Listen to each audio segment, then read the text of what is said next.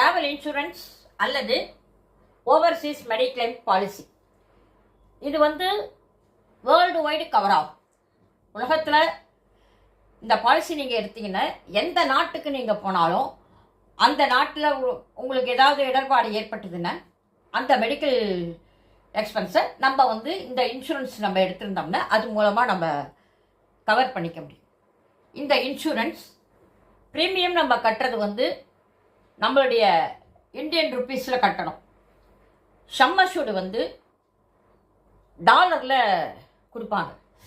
அதே மாதிரி claim dollar கணக்கில் தான் கொடுப்பாங்க. இதை யார் யார் எடுக்கலாம்? Business and official purpose, office விஷயமா போவாங்க, பிஸ்னஸ் விஷயமா போகிறது, ரிசர்ச்சுக்காக போகிறவங்க, அதுக்கப்புறம் எம்ப்ளாய்மெண்ட்டுக்கு போகிறவங்க, படிக்கிறதுக்காக போகிறவங்க அவங்க எடுக்கலாம். இதை தவிர ஃபாரின்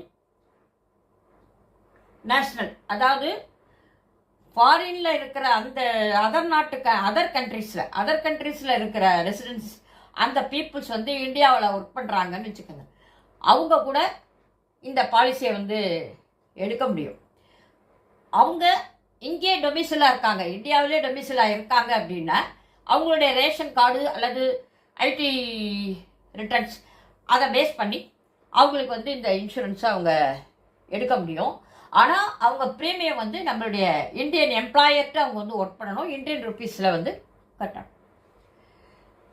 இது வேர்ல்டு வைடு கவர் ஆகும். எந்த நாட்டில் வேணாலும் இந்த பாலிசி எடுத்தாக்க கவர் ஆகும்.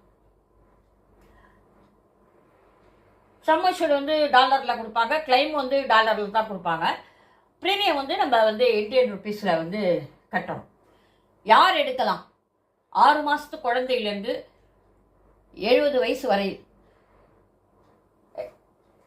யார் வேணாலும் எடுக்கலாம். அதுக்கு மேலே இருக்கிறவங்களும் எடுக்கலாம். ஆனால் அவங்களுக்கு மெடிக்கல் ரிப்போர்ட் தேவைப்படும்.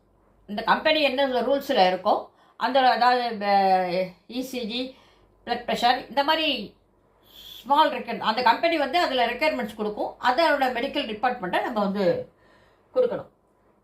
அடிஷ்னல் கவராக என்னென்ன எடுக்கலாம்? அடிஷ்னல் கவராக என்னென்ன நம்ம எடுக்க முடியும் அப்படின்னா,